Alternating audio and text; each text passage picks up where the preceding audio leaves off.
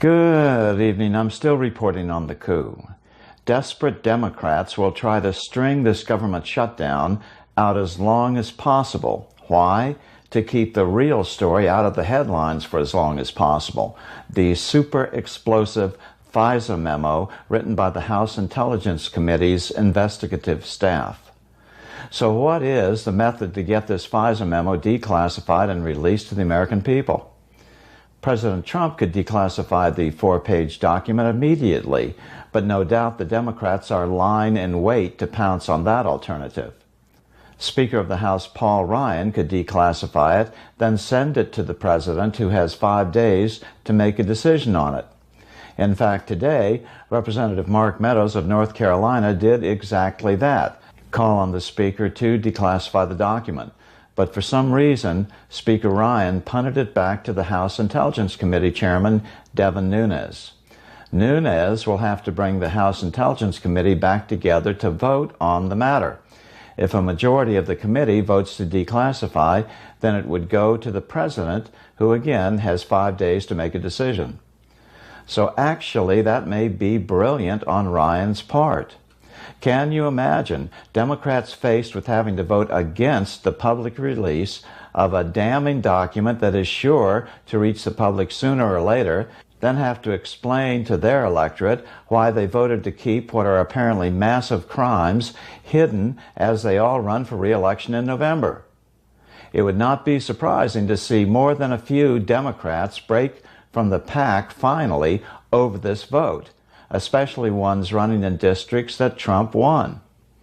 Earlier today, 65 lawmakers sent a letter to Nunes asking him to simply declassify the document himself.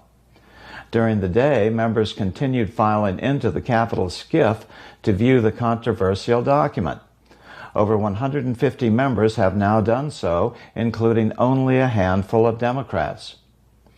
Late today, it came out that the document even places blame on the CIA. Presidential attorney Jay Sekulow says that he has heard that the FISA abuse went further than just spying on the Trump campaign. A 4-page memo detailing facts about the FBI's use of FISA warrants to surveil members of the Trump campaign in 2016. I will tell you this, and it may even be deeper than that is what we're hearing. So it may be further than that. And this puts people that are currently senior members of the Department of Justice, the FBI, at risk for prosecutions or possibly losing their job. We're going to get all of this information. Hopefully it gets released today. This is a very, I cannot underscore the significance of what's about to happen here as it affects this whole situation. Hannity and his guests tonight discussed the rage building in Congress over what is now said to be clear-cut evidence of multiple felonies attributable to the nation's top law enforcement officials. Here with reaction, Fox News national security strategist and former deputy assistant to the president, Sebastian Gorka, Fox News contributor, investigative reporter Sarah Carter, Fox News legal analyst Greg Jarrett. Sarah, I want to go back to where we were last night. This was back in March of last year that you literally first said, wait a minute, we've discovered that a FISA warrant was obtained to spy on, then candidate Trump, and maybe another warrant. You and John Solomon breaking the story. That's right. Explain to my friends that are so impatient why it's taking so long, because it's been literally a layer of onion a day. Because we've had to have the evidence, and each piece of this puzzle is another piece of evidence that we could deliver to the American people and to Congress. And when Congress took over and when the Department of Justice took over, they're unraveling, they're moving forward with the investigations that we weren't privy to because we couldn't access the classified information. It is so important to understand that had we not looked into this, had Hillary Clinton won, we would have never known that this was happening. And this is exactly what they expected to happen. This is why they got so lazy. This is why we see those text messages between Peter Strzok and Lisa Page. And now, Sean, this is really interesting. Before I got here, I was contacted by law enforcement officials, both former FBI and current, and they were saying to me, get the text messages from Andy McCabe. Get his text messages. Find out what was going on there, because there's a lot more where Lisa struck, where Peter struck and Lisa Page left off, there's a lot more to be seen there. And, you know, once again, this is one piece of the puzzle at a time. And this is what we've got to do to uncover the truth. And I think that the American people will be just as shocked as Congress, and I think they're going to get those answers very shortly. Greg Jarrett, let's go to the legal side of this. You have been examining every aspect of it. Tell us where we are, and do you agree with my calls for the firings? Anybody you disagree with? Oh, absolutely. Top officials should be impeached, which means they can't hold another government position. But I suspect this intel document is going to reveal multiple felonies by high-ranking officials at the FBI and the Department of Justice. There's a federal felony statute. It's called deprivation of rights under color of law. And it says that a government official cannot use their position of power to deprive somebody of their constitutional rights. Here, it's the constitutional right to privacy as upheld by the Supreme Court. So if the FBI and the DOJ goes into a federal judge using a fake false document to obtain a warrant to spy, that's a violation. It's a felony. It's 10 years behind bars. People ought to be prosecuted for that. Is there anyone you disagree with that should be fired? And do you agree that the special counsel, Robert Mueller, needs to be disbanded because it was all done on false pretenses, and it seems it was all done illegally? Well, one of the congressmen who saw this 4-page intel document said yesterday people ought to be fired, and he named names. And one of them, in addition to Bruce Orr, is Rod Rosenstein, who's the acting attorney general in the Mueller investigation. He's Mueller's boss. He's overseeing it. If he goes, Mueller should go, and so should his investigation. Dr. Gorka, you were in the White House for a big period of this time. I've got to imagine this becomes very distracting, and the fact that it's all predicated on something that is false, erroneous, and that we've had no evidence for in a year, probably frustrating to you. Well, it was, but the president told me one day in the Oval, just the two of us, that they will find nothing because there is no Russian collusion. So the president must be commended for being completely hands-off with regards to all these absurd allegations and investigations. But I have to repeat and emphasize something you said in your monologue, Sean.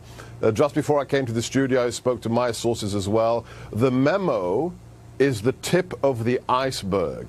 That refers to DOJ and FBI malfeasance and felonious activity weaponizing intelligence against U.S. citizens. But it goes Sarah, much do you higher. agree with that too? It goes much higher. Agreed.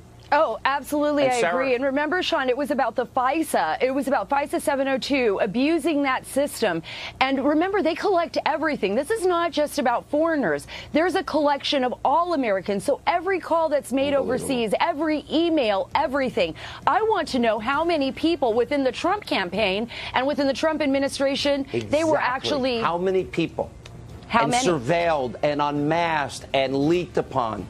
It's Obamagate, Sean. I want to say this. All of you have been amazing. Thank you for your hard work in the last year. We have another year of hard work ahead. Ed Henry next on the government shutdown. Congressman Jim Jordan. He sits on both the Judiciary and Oversight Committees and has read what is being called a shocking memo, as you heard from Ed Henry's report. Congressman, good to see you tonight. Can you, now, I know that you're all not talking about the classified information that's in this 4-page document that was put together by Devin Nunes, which basically collates all of their investigation that he wanted all of you to see. You've read it. Do you believe that there is a crime in there committed by the DOJ and the FBI or members of those entities? Look, what I believe is what my colleagues have said. What I've said is the American people need to see this. We want the journalists in this great country to see this, but mostly we want the American people to understand what the FBI did, how wrong it was. And again, we're not allowed to talk about it, but the last point Ed made is right on target. The committee can meet today, can meet tomorrow.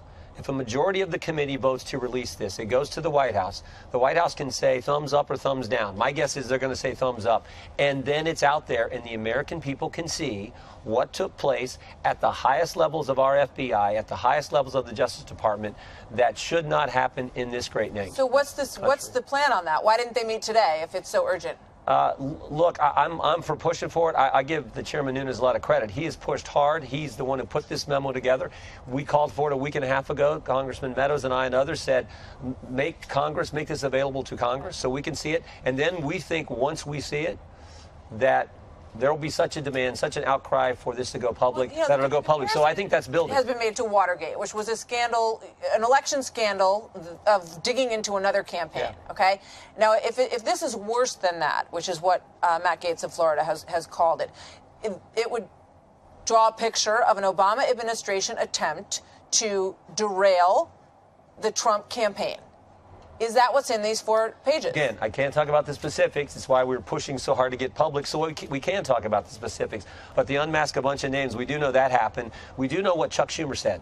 Chuck Schumer said, if you go against the intelligence committee, almost sending a threat to the president-elect of the United States, if you go against the intelligence committee, they have 6 ways of Sunday to getting back at you. So we know that statement was made. We know the unmasking was done. And what do we also know? To date, not one bit of evidence which shows any coordination between the Trump campaign and Russia to influence the election. But what we do know is the Clinton campaign paid the law firm who paid Fusion, who paid Christopher Steele, the author of the dossier, and Christopher Steele did what? Paid Russians for that information to accomplish what goal? Influence the election. That's the great irony here. So those are things we do know. When this memo goes public, I think it'll provide an even bigger and better picture for the American people to see how the FBI did what they did and how wrong it was.